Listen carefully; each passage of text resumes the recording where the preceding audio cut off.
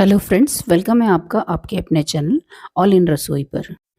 कोई भी सीज़न हो, कचौरी मेरी फेवरेट है। इस वीडियो में हम बताएंगे कि आपको कचौरी में स्टफिंग कैसी भरनी है और इसे कैसे तलना है। तो चलिए सबसे पहले हम इसकी आउटर लेयर के लिए आटा गूंथ लेते हैं। इसके लिए मैंने 2.5 कप मैदा लिया है। अब इसमें हम हाफ टी स्पून नमक डालेंगे। नमक को मैदे के साथ मिलाएंगे और बीच में एक गड्ढा बनाएंगे। मोयन के लिए मैंने 1/4 कप प्लस 2 टीस्पून्स तेल को गुनगुना गरम कर लिया है, उसे भी हमने इसके ऊपर डाला है। अब मोयन को मैदे के साथ अच्छी तरह से हाथों से मिलाना है। आप देख सकते हैं मैदे का टेक्सचर एकदम क्रम्बली हो गया है। अब हम एक मुट्ठी में इसे दबाकर देखेंगे, इसका एक लड्डू जैसा बन जाना चाहिए। अब आटे को गूंथने के लिए मैंने 1 कप पानी लिया है। पानी को धीरे धीरे आटे में डालते हुए हमको आटा गूंथना है। पानी को एक साथ ना डालें क्योंकि बहुत से आटे में कम पानी लगता है, किसी में ज़्यादा। हमने आटा गूंथ लिया है बट इसका अभी टेक्सचर ठीक नहीं है, तो इसे हम और गूंथेंगे। इसके लिए हमने 1 टेबल स्पून और इसके ऊपर पानी डाला है। पानी डालने के बाद हमें इसे कम से कम 4-5 मिनट इसी तरह गूंथना है जब तक ये एक सॉफ्ट डो न बन जाए। हमें इसे गूंथते हुए 4-5 मिनट हो चुके हैं। आप देख सकते हैं इसका टेक्सचर चेंज हो चुका है। अब आटे पर हमने 1 टीस्पून तेल डाला है ताकि ये सूख न जाए, और हमने इसे कुछ सेकंड के लिए गूंथ लिया है ताकि तेल सभी जगह अच्छी तरह से लग जाए। अब आटे के ऊपर हमने गीला कपड़ा रख दिया है और इसे ऊपर किसी ढक्कन से ढककर आधे घंटे के लिए छोड़ देना है। जब तक आटा रेस्ट कर रहा है हम इसकी अंदर की फिलिंग बना लेते हैं। इसके लिए हमने 2 कप फ्रेश मटर को ब्लेंडर में डाला है। हमें इसे पल्स पर ही पीसना है क्योंकि हमको इसकी दरदरी पेस्ट चाहिए, एकदम महीन पेस्ट नहीं चाहिए। अब एक कढ़ाई में हम 2 टीस्पून तेल डालेंगे। तेल को गर्म होने के लिए रख देंगे। तेल गर्म होने पर हम हाफ टी स्पून जीरा डालेंगे। जीरे को तड़कने देंगे। हाफ टी स्पून अजवाइन को हथेली पर रखकर इस तरह मसल कर ही डालें, और हाफ टी स्पून हींग डालेंगे। एक रफली चॉप प्याज को हम इसमें डालेंगे। अब इन सभी चीज़ों को हमें एक पलटी की सहायता से लगातार चलाना है। जब तक हमारा प्याज भुन रहा है हम एक ब्लेंडर में कुछ चीज़ें पीस लेते हैं। ब्लेंडर में हम 3 हरी मिर्च को इस तरह तोड़कर डाल देंगे। आधा इंच अदरक के टुकड़ों को इस तरह काटकर फिर डालेंगे। 20 से 25 लहसुन की कलियां और थोड़े से हरे धनिए के डंठल भी डाल दिए थे। अब इन सभी चीज़ों को मैंने एक दरदरा सा पेस्ट बना लिया है, और थोड़ा सा हरा धनिया भी डाल दिया है। हरा धनिया डालने के बाद मैंने इसे पल्स पर पीस लिया है। हमारा प्याज ट्रांसलूसेंट हो गया है। अब हमने जो पेस्ट बनाया था वो इस प्याज में हम डालेंगे। इस पेस्ट को डालने के बाद हमें इसे लगातार भूनना है। इस मसाले को हमें 1 से 1.5 मिनट तक लगातार चलाना है। अब इसमें हम आधा कटोरी फ्रेश मटर डालेंगे। मटर डालने के बाद हमें इसी तरह धीमी आंच पर लगातार चलाना है। जब तक हमारे मटर पक रहे हैं हम दूसरा मसाला तैयार कर लेते हैं। इमाम दस्ते में मैंने 2 टीस्पून हल्का भुना हुआ खड़ा धनिया डाला है, 2 टीस्पून भुना हुआ जीरा और 2 टीस्पून भुनी हुई सौंफ। यहाँ मैंने मोटी सौंफ ली है। इसी के साथ 15 से 20 काली मिर्च। इमाम दस्ते में हमें इसे इसी तरह 1-2 मिनट तक कूटना है। इसे हमें दरदरा ही रखना है। मटर पक चुके हैं। अब हम इसमें 2 टीस्पून भुना हुआ बेसन डालेंगे। इसी के साथ हमने जो मसाले को दरदरा कूटा हुआ है उसे भी हम इसमें डालेंगे, और स्वाद अनुसार नमक। यहाँ हमने गैस की फ्लेम एकदम धीमी कर दी है और सभी मसालों को करछी से लगातार चलाते हुए मिलाया है। अब इसमें हम हाफ टी स्पून आमचूर पाउडर डालेंगे, हाफ टी स्पून से कम हल्दी पाउडर, 3/4 टीस्पून लाल मिर्च पाउडर। ये स्टफिंग थोड़ी सी तीखी ही होनी चाहिए, नहीं तो हमारी कचौरी फीकी लगेगी। हाफ टी स्पून से कम काला नमक और 1 छोटा चम्मच शक्कर। अब इन सभी मसालों को हमें करछी से 30 से 40 सेकंड के लिए लगातार चलाना है।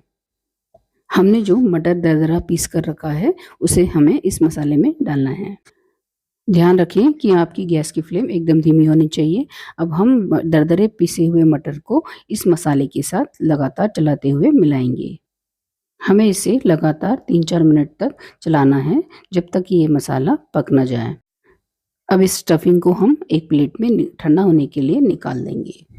यहाँ हमें इस स्टफिंग को पूरी तरह से ठंडा करना है, तभी हमें इस स्टफिंग को कचौरी में भरना है। नहीं तो अगर आप गरम इसमें भरेंगे तो ये पानी छोड़ेगी। स्टफिंग पूरी तरह से ठंडी हो चुकी है। अब हम इसमें बहुत सारा हरा धनिया डालेंगे। हरा धनिया डालने के बाद हमें इसे मसाले के साथ अच्छी तरह से मिलाना है, ताकि ये पूरी तरह मसाले में मिल जाए। स्टफिंग को 10-15 दिन फ्रिज में स्टोर कर सकते हैं। तो चलिए हम कचौरी बनाते हैं। कचौरियाँ बनाने के लिए हम हाथ में थोड़ा सा स्टफिंग लेंगे और इसकी इस तरह लड्डू बनाएंगे। बाज़ार में मिलने वाली कचौरियों में स्टफिंग काफ़ी कम होती है, पर मैंने यहाँ स्टफिंग थोड़ी सी ज़्यादा ली है। अब हम आटा चेक कर लेते हैं। आप देख सकते हैं आटे का टेक्सचर चेंज हो चुका है। अब हम इस आटे को कुछ सेकंड के लिए गूँथेंगे, ताकि ये एक स्मूथ डो बन जाए। अब इस आटे को हमने 2 भागों में डिवाइड कर लिया है। अपने हाथों की सहायता से ही इसे रोल करेंगे और इससे कचौरी का एक डोल निकालेंगे। हाथों की सहायता से हम इसे एकदम स्मूथ बनाएंगे और जो क्रैक वाली साइड है उसे अंदर रखते हुए हम इसे कटोरी का शेप देंगे। अब हम स्टफिंग को लोई के बीचों बीच रखेंगे और अंगूठे की सहायता से इसे दबाते हुए इसे भरेंगे। जब इसकी स्टफिंग अच्छी तरह से अंदर चली जाए, तब हम अपनी उंगलियों की सहायता से इसे ऊपर खींचते हुए इसे मोदक का शेप देंगे। जब हम इसका मोदक का शेप देंगे तो हमारी अंगूठी की सहायता से इसे और ऊंचा उठाएंगे और जो एक्स्ट्रा आटा होता है उसे निकाल देंगे और इसकी एक स्मूथ गोली बनाएंगे और इसे हल्का सा अपने हाथों के बीच में दबाते हुए अपने हथेली के एंड से इसे दबाएंगे। ध्यान रहे इसे बीच में नहीं दबाना है। आपको मैं एक और कचौरी बना के बताती हूँ। देखिए मैंने ये स्टफिंग इसके बीच में रखी है और अपने अंगूठी की सहायता से इसे दबाते हुए फिर से ऊपर इसे एक मोदक का शेप दिया है और फिर इसे ऊपर का जो मोदक का एंड होता है उसे खींचते हुए इसकी एक्स्ट्रा जो आटा होता है उसे निकाल दिया है और स्मूथ बॉल बनाकर इसे हाथों के बीच में दबाते हुए अपनी हथेली की जो एंड होता है उसे इस गोली को साइड से अच्छी तरह से दबाया। इस तरह मैंने सभी कचौरियाँ बना ली हैं और इसे एक प्लेट में रख दिया है और उसके ऊपर गीला कपड़ा ढक कर रख दिया है। कचौरियाँ बनाते समय ही मैंने तेल गरम करने के लिए रख दिया था। अब मैंने इसमें एक आटे की गोली डाली है, ये चेक करने के लिए कि ये प्रॉपरली गर्म हो चुका है या नहीं। अब गरम तेल में हम कचौरियाँ डालेंगे। यहाँ मेरी कढ़ाई छोटी है, इसलिए मैं इसमें 3 ही कचौरियाँ डाल रही हूँ। कचौरियाँ तलते समय गैस की फ्लेम लो टू मीडियम ही रखें, हाई ना रखें। अगर आप हाई में तलते हैं तो कचौरियाँ ऊपर से तो ब्राउन हो जाएंगी, पर अंदर से ये कच्ची रहेंगी। कचौरियों को डालने के 1-2 मिनट बाद हम एक पलटे की मदद से तेल को लगातार इन कचौरियों के ऊपर इसी तरह डालते रहेंगे। हलवाइयों के पास कढ़ाई काफ़ी बड़ी होती है, क्योंकि हमारी कढ़ाई छोटी है तो हमें ये प्रोसेस करना काफ़ी ज़रूरी है। इस प्रोसेस को हमें लगातार करना है, इसे बिल्कुल भी रोकना नहीं है। हमें पलटे की मदद से इस तरह तेल लगातार कचौरी पर डालते रहना है, जब तक कि कचौरी ऊपर से लाइट गोल्डन ना हो जाए।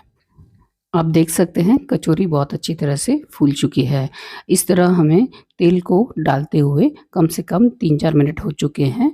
आप देख सकते हैं हमारी कचौरियाँ लाइट गोल्डन हो चुकी हैं। इस स्टेज पर हम दूसरी तरफ इसे पलटेंगे। दूसरी साइड फ्लिप करने के बाद हमको ये प्रोसेस को फिर से वैसे ही करना है। कचौरियों को तलते हुए हमको 8 से 10 मिनट हो चुके हैं और हमारी कचौरियाँ तलकर तैयार हो चुकी हैं।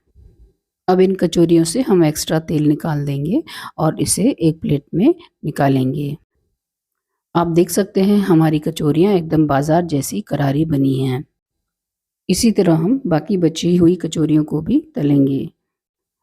इसे तलते समय हमें कड़छी की सहायता से तेल को लगातार इन कचौरियों के ऊपर डालते हुए इसे लाइट गोल्डन होने तक तलना है। इतने आटे में कम से कम 10 से 12 कचौरी आराम से बन जाएंगी। इस रेसिपी को कचौरी बनाते समय ज़रूर ट्राई करिए, आपकी भी कचौरियाँ बाजार जैसी फुली फुली और करारी बनेंगी। होप आपको मेरा ये वीडियो पसंद आया होगा। पसंद आए तो लाइक कीजिए, सब्सक्राइब कीजिए, फैमिली और फ्रेंड्स के साथ शेयर कीजिए। Thank you.